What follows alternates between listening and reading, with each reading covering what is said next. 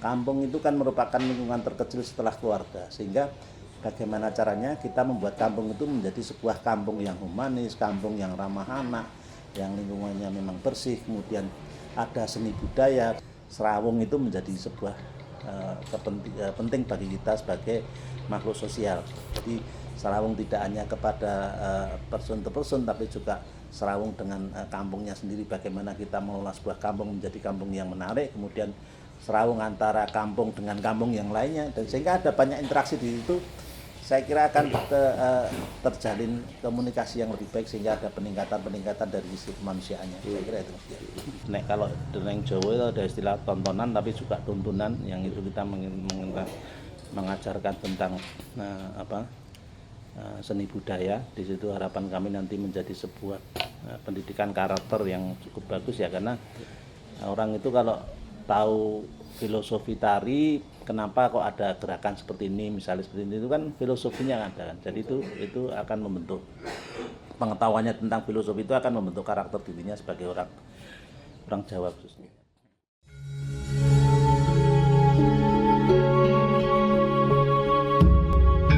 Kita itu mensyukuri peninggalan para leluhur ini. Apa sing apik ayo dipertahanke, sing elek aja dienggo, sing kurang dilindungi.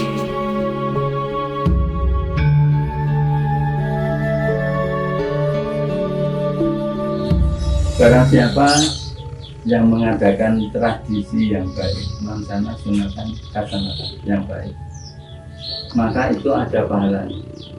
Dan siapa yang melestarikan tradisi yang baik itu, yang sudah membudaya itu, akan mendapatkan pahalanya juga.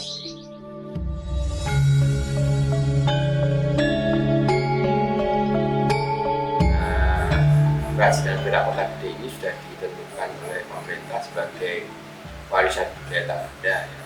Tetapi kita harus syukuri dan kita harus coba pelihara, kita coba lestarikan semampu kita.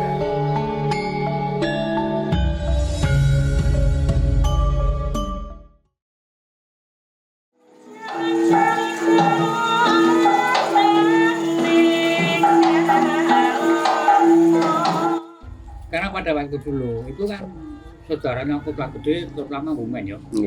Bumen itu semenjak saya kecil, sebelum saya lahir itu terkenal sebagai kota yang istimewa, desa yang istimewa, karena guyub rukun. Masyarakatnya itu guyub rukun, tidak membedakan agama, kepercayaan budaya. Yang penting satu tujuan, sekarang yang disebutnya satu bingkai RKNRI.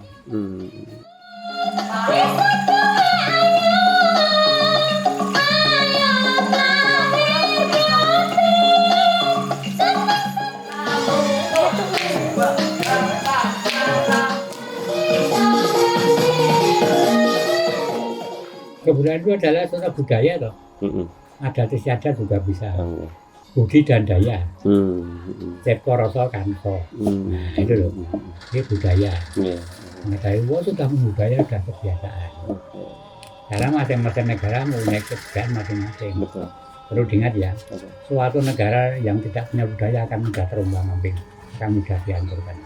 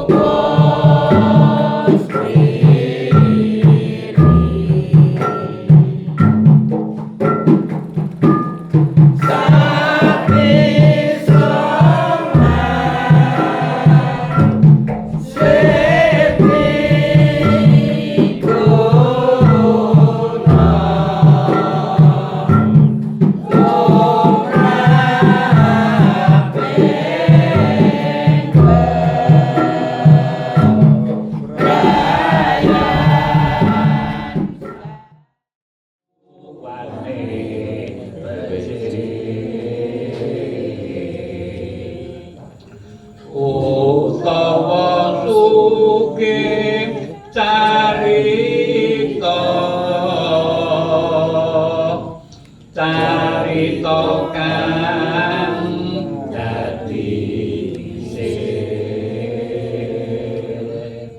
iku pantes saketono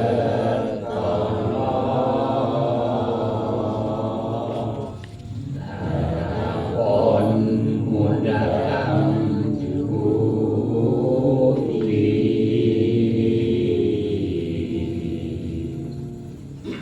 nomor loro panggawe becik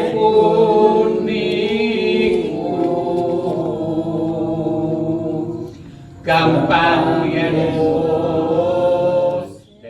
Orang tua dulu kalau ada ini orang yang baru saja melahirkan itu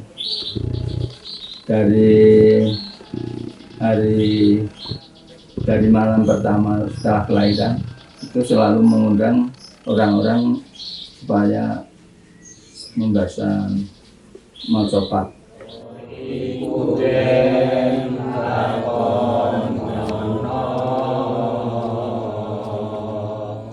Macopat itu kembang tapi isinya itu tuntunan hidup, tuntunan untuk kebaikan hidup berkeluarga dan bermasyarakat. Dan itu dibudayakan, artinya dipertahankan. Makanya kami dari pewaris orang tua dulu, macopat itu tetap kita pelajari.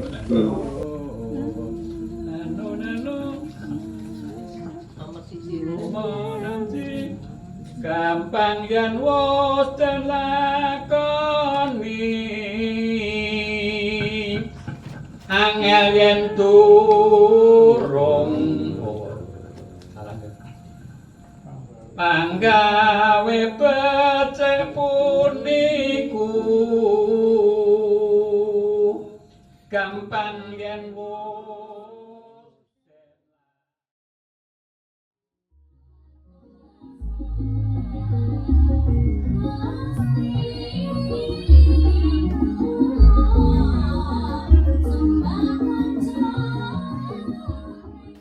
karena serandul itu pertunjukan yang mana sejarah dari serandul di Kampung Bumen itu tahun 40-an atau sebelum zaman Dainippon atau Jepang masuk ke Republik Indonesia, itu ada sekelompok orang ngamen tadi itu ujungnya bukan musik, bukan biasa, tapi kelompok kesenian ketoprak, macam ketoprak ongkek, ketoprak barangan istilah itu, yang keliling, yang asalnya dari daerah Gunung Kidul atau Klaten itu, menginap di Kampung Bumen. Itu tahun 40-an itu di suatu rumah itu yang mana kelompok itu kalau mau keliling ngamen itu istilahnya beber dulu itu pentas di Kampung Bumen itu supaya warga Bumen bisa terhibur.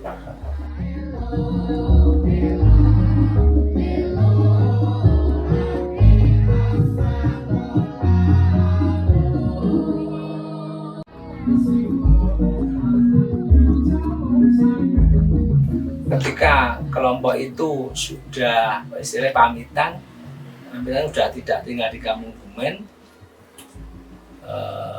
pulang ke daerah asalnya atau mungkin pindah daerah yang nginepnya atau ngamennya itu oleh salah satu tokoh warga sesepuh Kampung Bumen itu Bapak Joyo Wiyoto itu punya kerentep, wah kok kesenian ini kok apik banget, menarik gitu. Nah, timbullah ide mengumpulkan beberapa orang di kampung itu untuk bagaimana bisa membentuk suatu grup macam itu. itu grup serandul.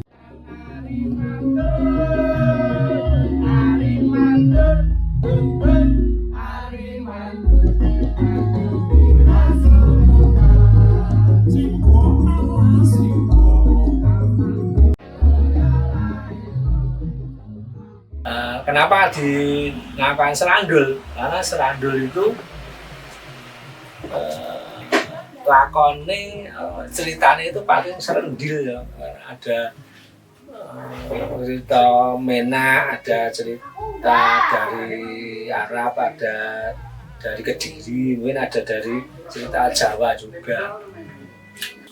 Dan kesenian serandul itu kesenian termasuk kesenian yang unik, semacam kedok perangga tapi lebih khas lagi. Karena apa? Di kesenian serandul itu sebenarnya dituntut bisa menari, bisa menabuh. Jadi istilahnya ngisor dhuwur itu bisa. Pementasan serandul itu sebelumnya kan didahului oleh tarian-tarian khas serandul. Nah, di serandul itu ada tari kembang-kembang. Kembang-kembang itu terdiri dari 6 atau 7 ya. 1 itu tari gebyar-gebyar yang dibawakan biasanya itu oleh 1 orang. Terus yang kedua tari simbok-simbok. Simbok-simbok itu biasanya oleh 2 orang. Yang ketiga simak rama 1 orang. Lalu yongka-yongki 1 orang. Kemudian masing-masing 1 orang dan mandung-mandung 1 orang. Dan 1 lagi yang jarang dibayang itu tari kembang-kembang simak duh sirama. Kenapa jarang dibayang? Karena simak duh sirama itu hampir mirip dengan gebyar-gebyar tarian pembuka pertama. Jadi bisa ditampilkan. Dan 1 lagi ciri khas serandul ya, serandul terutama yang di serandul purba budaya ini di tengah area pentas itu ada oncor yang mana oncor itu ditempatkan ditancapke di bilah bambu itu yaitu yang dihiasi oleh kembang-kembang dan daun-daunan. Kalau dulu semasa kecil saya pakai daun puring. Ya, selain ciri tari kembang-kembang dan oncor yang di tengah itu ada penarinya pakai bulu-bulu. Kebiar sak kilar.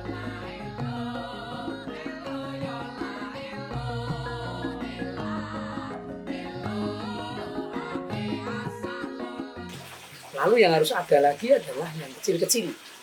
Ya, kecil-kecil itu kita meregenerasi serandul dan mereka mementaskan serandulan. Tapi hampir sama itu enggak jauh beda.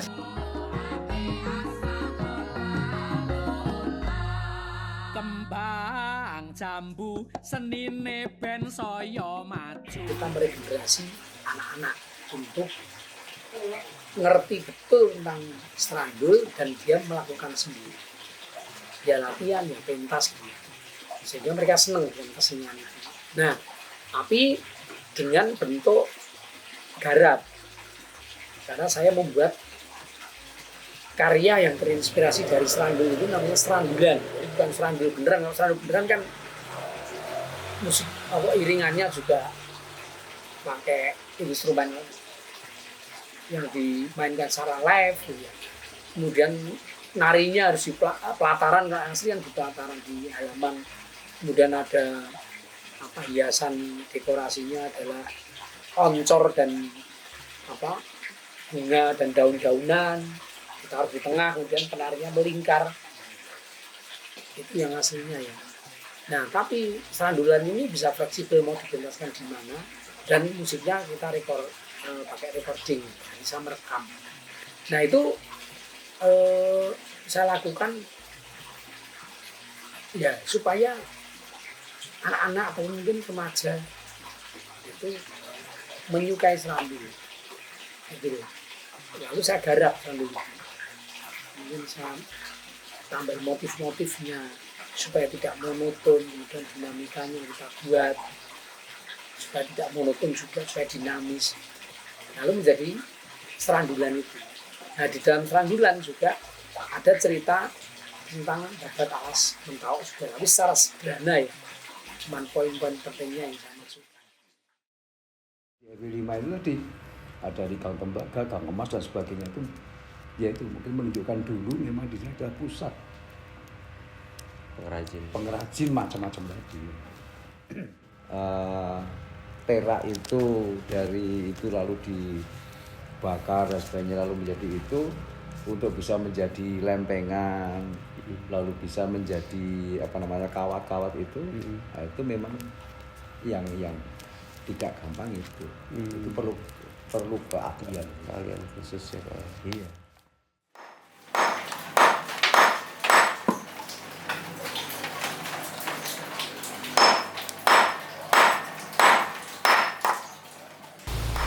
Perak Kota Gede katanya dimulai sejak Senopati, tapi untuk buktinya kita belum tahu. Tidak ada bukti perak yang memang dibikin pada zaman Senopati. Tetapi kalau kita bicara fakta yang kita bisa melihat, itu perak yang dibikin pada abad 18.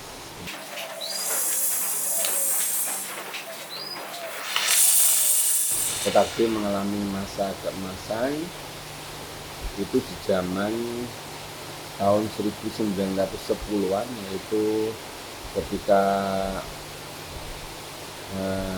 pemerintah Belanda yang menjajah Indonesia itu memberi pesanan perak ke pengusaha perak Kota Gede dengan motif Eropa. Artinya kebiasaan orang Belanda yang makan minum perak dipesankan ke orang Kota Gede dan berhasil bagus. Nah, kemudian ekonomi Kota Gede mengalami kejayaan. Itulah masa kejayaan perak Kota Gede.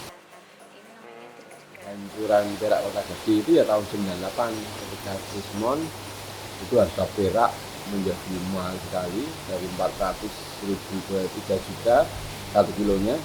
Itu berubah dalam 6 bulan sehingga banyak sekali perusahaan yang tutup. Jadi kenapa saya milih perhiasan? Ya karena alasan bahannya sedikit, terus kemudian bisa ganti desain andai kata ditiru orang, dan kemudian perhiasan juga pangsa pasarnya lebih luas. Harapan kita pemerintah itu tidak hanya berhenti sekedar memberikan status kerajinan perak Kota Gede sebagai warisan budaya tak benda, tapi harapan kami pemerintah itu punya kesadaran untuk melestarikan, tidak hanya sekedar memberikan predikat warisan budaya tak benda.